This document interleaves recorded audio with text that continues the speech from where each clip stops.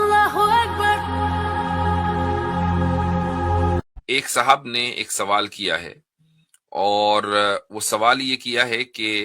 ان کا کوئی جاننے والا ہے اور وہ ایتھیسٹ بن رہا ہے، مسلمان گھرانے کا کوئی نوجوان ہوگا۔ اس کا کہنا یہ ہے کہ بھائی یہ سارے مذہب ایک دوسرے سے فائٹ کرتے ہیں، ایک دوسرے کے خلاف ہیں، تو اس لیے میں خدا کو نہیں مانتا، کیونکہ پھر اس کے ذہن میں ایک وسوسہ یہ آیا کہ اگر میں قیامت کے دن یعنی مرنے کے بعد دوبارہ زندہ کیا جاؤں اور مجھے پتا چلے کہ جنت میں تو شرما جی کو جانا ہے عبداللہ کا کیا کام، تو پھر کیا ہوگا؟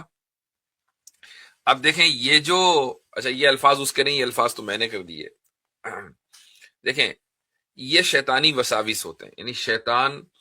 کوشش کرتا ہے کہ کسی نہ کسی طریقے سے عام لوگوں کے یا خصوصاً وہ لوگ کہ جلدی جو شیطانی ٹریپ میں اور وسوسوں میں آ جاتے ہیں، ان کے ذہن میں کوئی اس طرح کا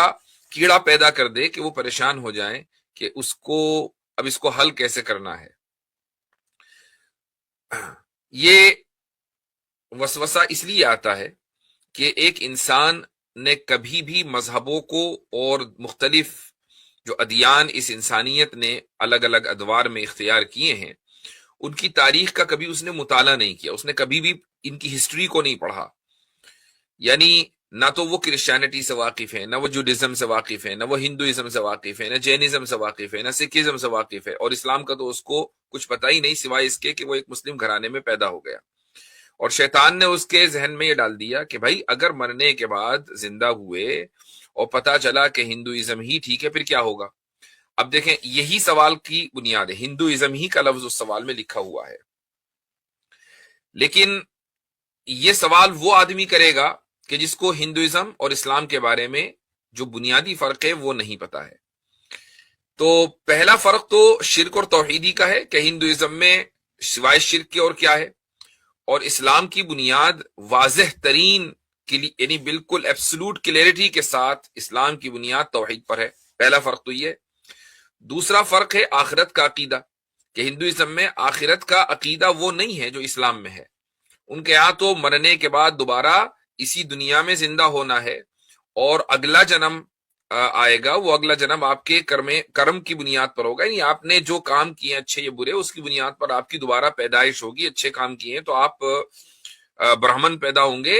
اور اگر آپ نے برے کام کیے ہیں تو ہو سکتا ہے کہ آپ شودر پیدا ہوں، یا ہو سکتا ہے کہ آپ انسانی پیدا نہ ہو،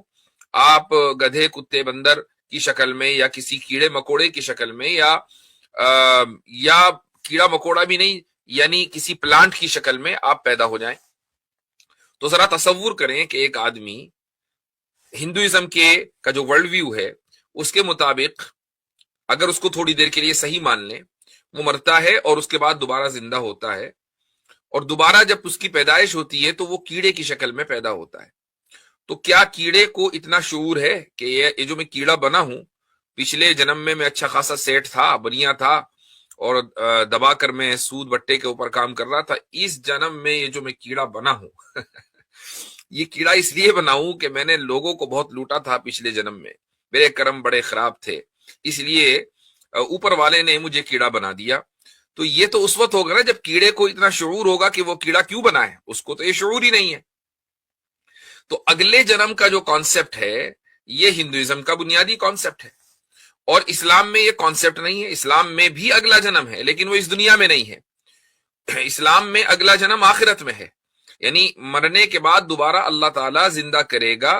اور وہ زندہ اس لیے کرے گا تاکہ جو انسان اس زندگی میں مان کر گیا ہے اور کام کر کے گیا، یعنی ماننا بھی اور کام کرنا بھی، اس کا عقیدہ کیا اور اس کا عمل کیا ہے،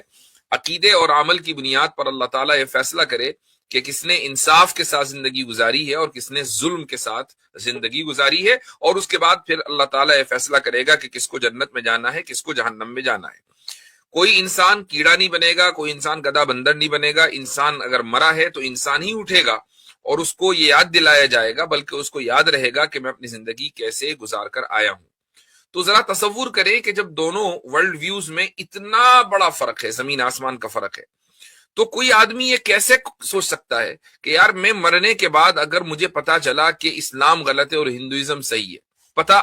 یہ کمپیریزن غلط ہے نا، کیونکہ مرنے کے بعد اکارڈنگ ٹو ہندو ریلیجن آپ کو پتا چل ہی نہیں سکتا اگر آپ کیڑے مکوڑے بن گئے کہ ہندوازم صحیح ہے یا غلط ہے، چونکہ کیڑے مکوڑے کے اندر وہ شعور نہیں ہوتا، جانور کے اندر وہ شعور نہیں ہوتا۔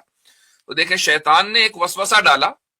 اور یہ وسوسہ کیوں آیا ہے؟ جہالت کی بنیاد پر آیا ہے، چونکہ آپ کو یا وسوسہ جس کے ذہن میں ڈالا ہے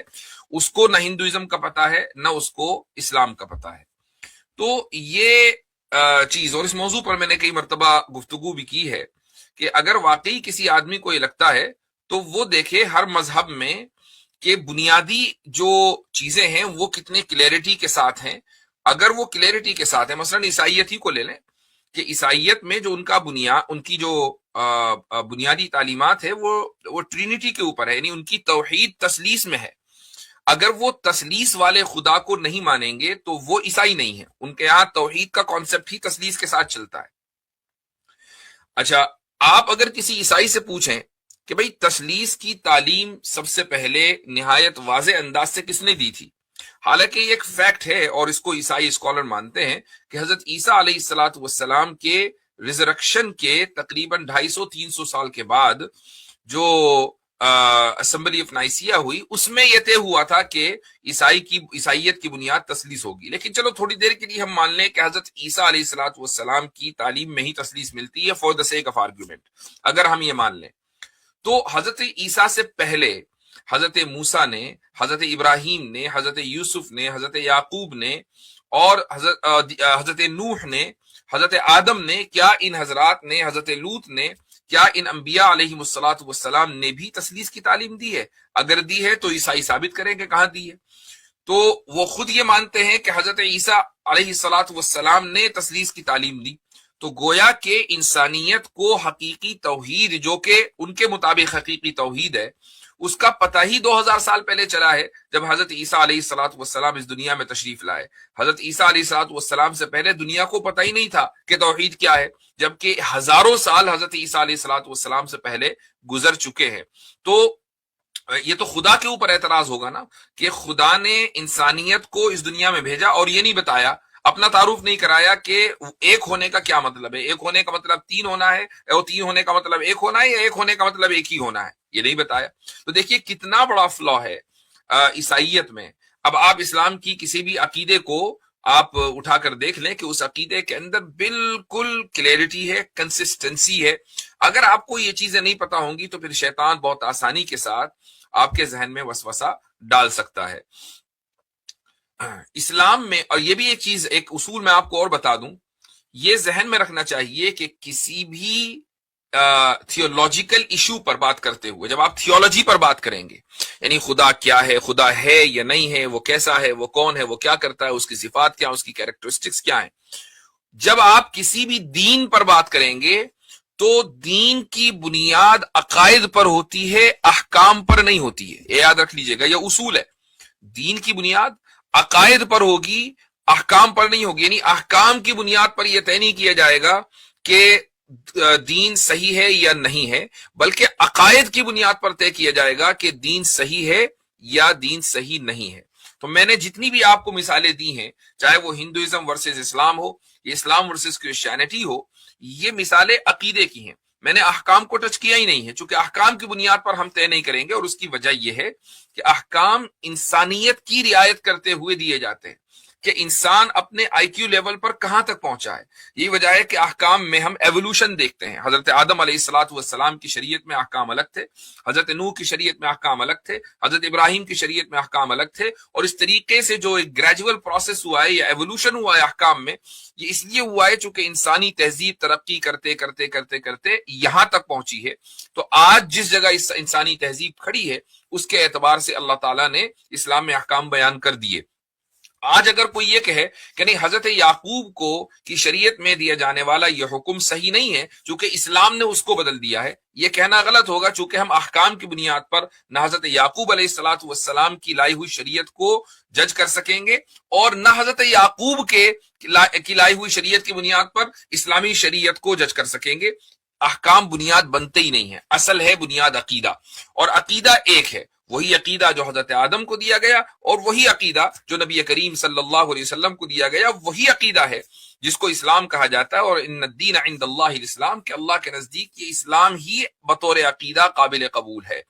تو ہماری اسٹریمز میں اگر کچھ لوگ آئیں اور آ کر اسلام پر اعتراض کریں کہ جی آپ کے یہاں فلاں حکم ہے، آپ کے یہاں قصاص ہے، آپ کے یہاں جزیہ ہے، آپ کے یہاں یہ سب احکام ہے،